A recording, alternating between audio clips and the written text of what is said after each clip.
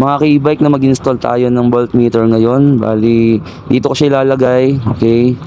Ito yung mga gamit na yung safety goggles natin syempre. At yung mini grinder para hindi naman pangit tignan. Ito yung insert ko at ito yung voltmeter. Then, testing muna. Okay. So good. Kasi baka mamaya nagbutas na tayo. Sira pala, di ba? Iyak si customer. Yun. Okay, so goods naman. Gumana naman. Testing ko.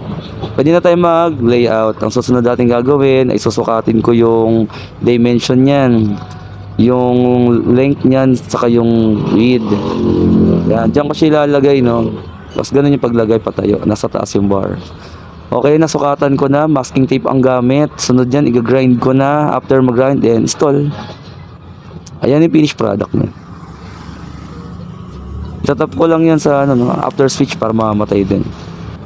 Please subscribe.